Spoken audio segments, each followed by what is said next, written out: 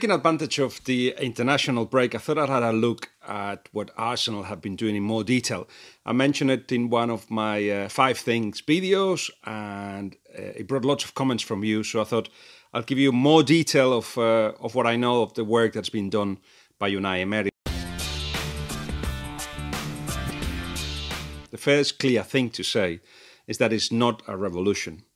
And I say that because it's been pointed out as such by few, but it's just an evolution.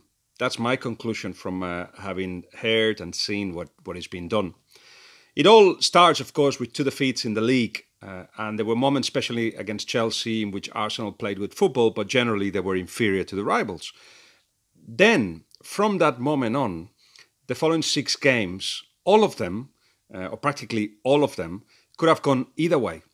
It could have just been a draw, they could have lost, but like you saw against Watford, where they scored a couple of goals, or how they turned things around at Cardiff, you could see that Arsenal certainly have got weaknesses, certainly have got a style that they are defending, and it's a style based on the history of the club and on Arsene Wenger's position on it, and certainly have got mental strength and character at the end to show that they don't want to lose, that they are winners. So there is all that, of course, but every game could have gone either way. What happens is, of course, those 6 league games become victories, and then the talk of revolution starts. But no, it's not a revolution. It's interesting to have a look at some of the players that have started making the difference. For instance, Torreira. A lot of people were saying, well, if he gets signed, why doesn't he start from the beginning? But the fact is he had to adapt to a new club, to a new style, to his teammates, and especially in terms of positioning, he had to learn certain habits which are still not in him. Sometimes it's more important to keep the position than actually to go aggressively to recover the ball, depending where you are on the pitch, or depending the moment where everybody else is. So those things he's got to learn. But certainly once he started adapting also to the physicality of it, he's made an impact, hasn't he? He should be soon considered not only a regular, but a key member of the lineup of Arsenal. Lacazette and Aubameyang, of course, are talented forwards, and what Unai Emery has to find is the best way to fit them together. It looks like, as we all knew, that Aubameyang is comfortable also in wide positions, not so much Lacazette, who prefers to play in a more central role. But is he the perfect number 9? He likes to hold the ball with his back to goal.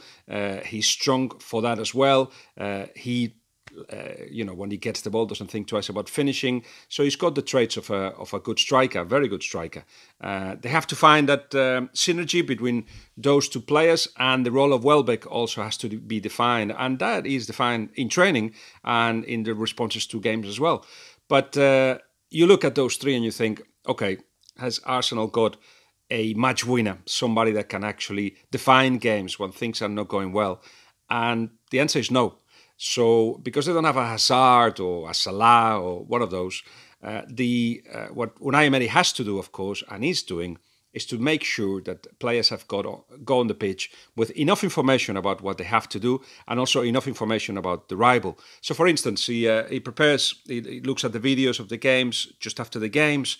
He defines the training sessions based on what was wrong and what needs improving. And in the last 2 days of the week, it's all based on the rival, work towards stopping the rival. Something that, for instance, Arsene Wenger preferred not to do.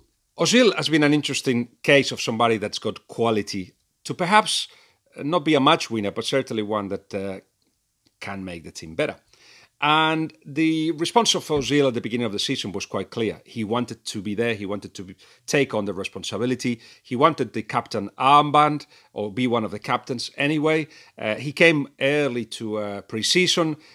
He certainly became more vocal, and of course the fact that he wasn't going with the national side meant that he was going to train more with Unai Emery.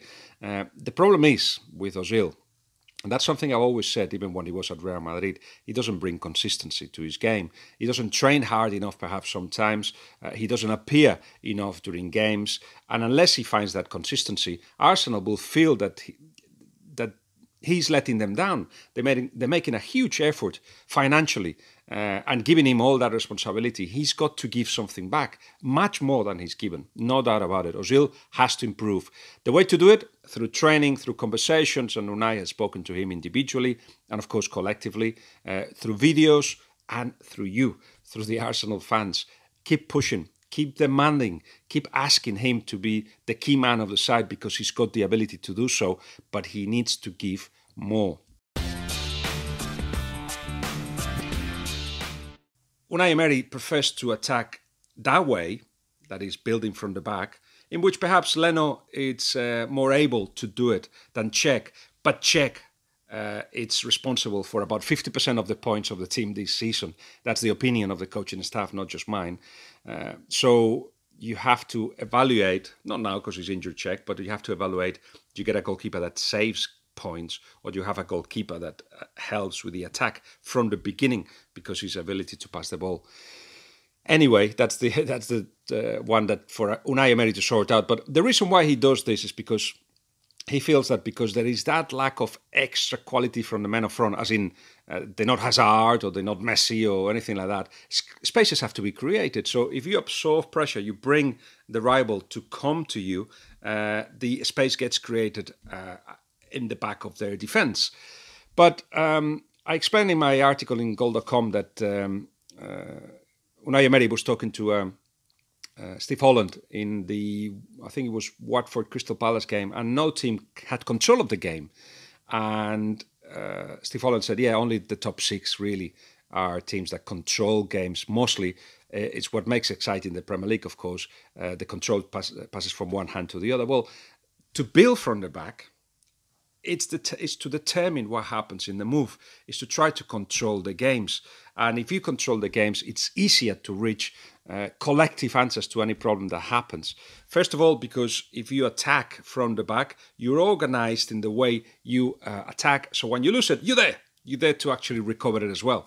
So that's the idea for Unai Emery, that he applied, for instance, at PSG. Logically, is a top team, and they have the players to do that and the history to do that. He wants to do it to Arsenal because he feels that Arsenal have got exactly that history of controlling games, dominating, and he wants to continue that. And he used to do that at Sevilla in the home games more than in away games. In away games, they will drop deep and counter-attack. Well, he wants to do that with Arsenal eventually in every game. I don't think he can do it every game yet, but you'll see a lot of it, especially at home. That building from the back, that dominating, that keeping possession, and through that, just creating danger. The Ramsey situation is interesting, of course. Ramsey says now that he thought he had renewed his contract, and in the case, from the point of view of the coach, all he's doing is trying to get the best out of Ramsey. Not much he can do. Of course, he will be part of the decision making at the end in terms of he stays or if he goes. But it is also a club situation that I'm sure should have been sorted out earlier. At this point, the players whose contract is running out has got the sartén por el mango, the fried pan through the handle, which means that they control the situation. So it is now a matter of Ramsey wanting to stay as much as Arsenal, creating the atmosphere that not only they want him, that they really, really want him. There's a big difference between those two things.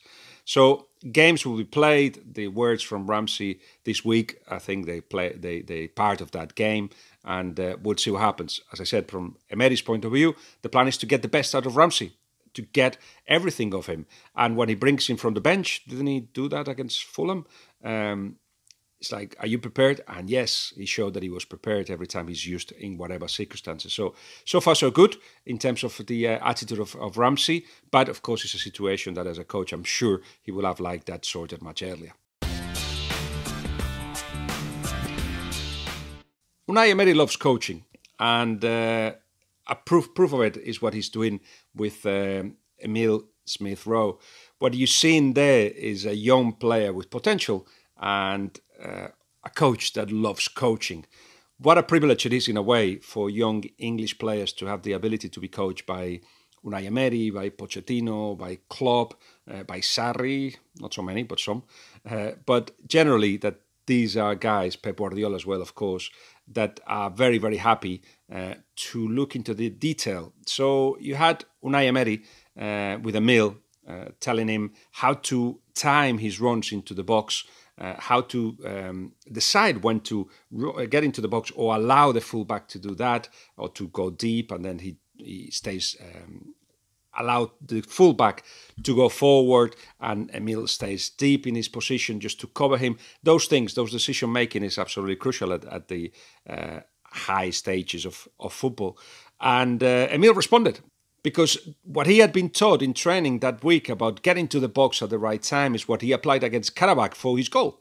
So this is a coach that loves to see, obviously, the consequences of what he does, but he loves to work into the detail. And that's the kind of thing that perhaps Arsenal have been missing for a long while. Unai was thinking of living in Hampstead, but that trip to the training ground sometimes was half an hour, sometimes it could have been an hour and a half because of traffic. So he lives closer, about 15-20 minutes now to the training ground, and he's there a lot of the time.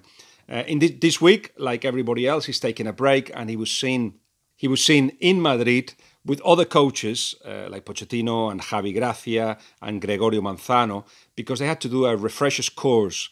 Really, in fact, it was just a round table in front of other coaches to talk about football and their experiences. And from that way, they get their pro license renewed.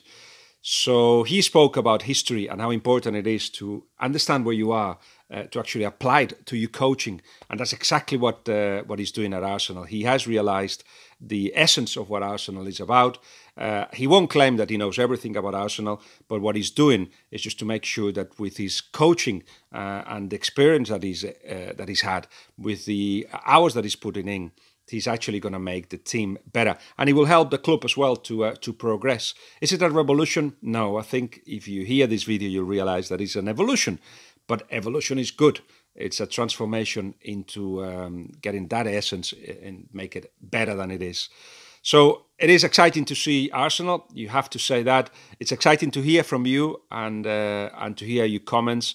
I hear a sense as well that it's a year full of expectancy. I do believe agree with Gary Neville that 2 or 3 transfer windows are going to be needed to make this team perhaps a league champion. But in any case, keep an eye on the journey, because sometimes that's the most exciting thing, to just see how things get transformed for you to enjoy, for the team to win.